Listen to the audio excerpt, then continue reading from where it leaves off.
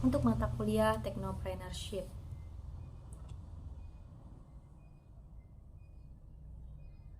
Startup.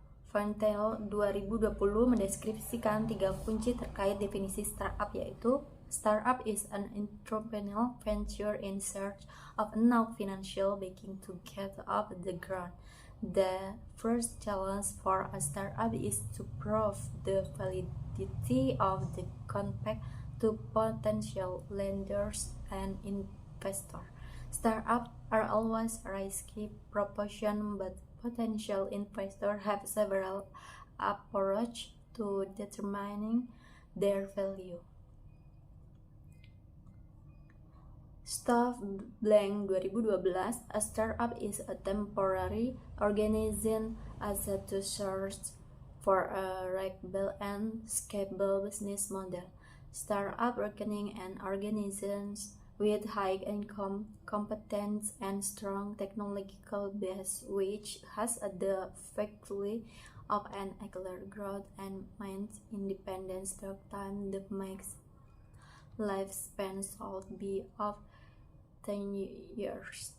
Startup tumbuh dari nol hingga menjadi perusahaan yang bernilai sangat tinggi dengan mengikuti grafik stick hockey sebagaimana ditunjukkan pada gambar berikut. Secara global, Indonesia menjadi negara dengan jumlah startup tertinggi, kelima setelah Amerika Serikat, India, Inggris, dan Kanada. Di Asia, Indonesia menempati posisi kedua setelah India. Secara kuantitas, Indonesia mampu bersaing secara global, namun secara kualitas startup mengalami beberapa masalah pada modal, yaitu 38,24%, sumber daya manusia 29,4%, fasilitas 15%, regulasi dan undang-undang 8,82%, serta market 7,94%, berkaf dan McKinsey 2018. Startup Indonesia contohnya itu ada Kopi Kenangan, Ajaib, Gojek, JNT Express, Tokopedia, dan Ruang Guru.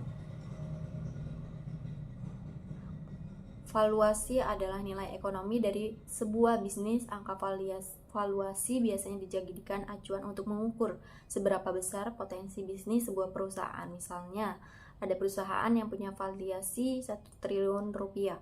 Siapapun yang ingin mengakuisisi perusahaan tersebut secara penuh, ia harus mempersiapkan uang minimal 1 triliun rupiah.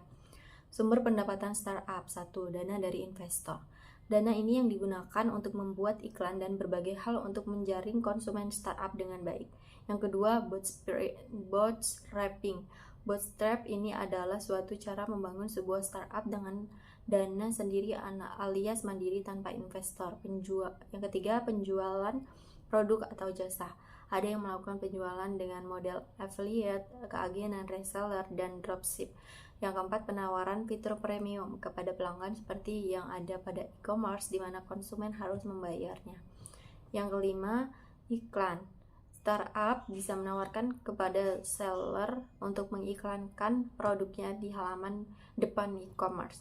Kenapa para investor mau menyuntikkan dana kepada perusahaan yang jelas-jelas selalu merugikan? Jawabannya adalah karena value atau nilai dari perusahaan tersebut.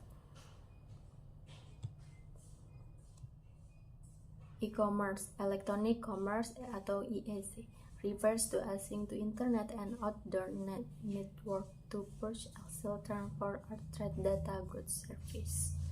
E-commerce atau yang bisa disebut dengan perdagangan elektronik adalah aktivitas yang mendukung penjualan maupun pembelian secara elektronik. E-commerce melingkupi transfer uang, sistem manajemen data, maupun perhitungan stok produk. Jenis-jenis e-commerce. Business to business B2B. Jenis e-commerce seperti ini dilakukan antara produsen atau perusahaan dengan perusahaan. Pemesanan atau pembelian produk antar perusahaan tidak pernah mengalami keterlambatan atau kekurangan. Contoh, Indo-Trading, Indo-Network, and Dell. Yang kedua ada business to consumer B2C. Jenis bisnis ini sangat umum dilakukan oleh banyak pelaku bisnis pada pemula maupun UMKM sebab perusahaan langsung menjual produk konsumen kepada konsumen. Proses transaksi akan berlangsung dengan cepat dan bahkan harga produk bisa berada di bawah pasar. Contoh Shopee, Lazada, Tokopedia, maupun Blibli.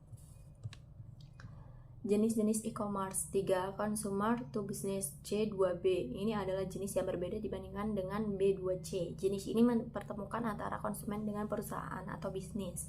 Biasanya pebisnis mencari produk yang telah dimiliki oleh konsumen. Jika berminat, biasanya pembisnis akan memberi harga yang layak kepada konsumen. Contoh e-commerce yang sering menggunakan adalah Freelancer atau Seribulancer dan Priceline.com. Dari situs, konsumen akan mendapat uang yang layak dari perusahaan. Yang terakhir ada consumer to consumer C2C. E-commerce seperti ini sangat marak bahkan populer di kalangan pelaku bisnis. Biasanya mereka saling bertemu antar konsumen, baik itu di dunia digital maupun di dunia offline. Untuk di dunia offline, mereka bertemu karena metode pembayaran yang diinginkan adalah cash on delivery atau COD. Beberapa contoh e-commerce yang bisa digunakan antara lain Bukalapak atau OLX. Mungkin itu saja yang dapat saya sampaikan. Mohon maaf bila ada salah kata. Saya ucapkan terima kasih. Wassalamualaikum warahmatullahi wabarakatuh. Bye-bye.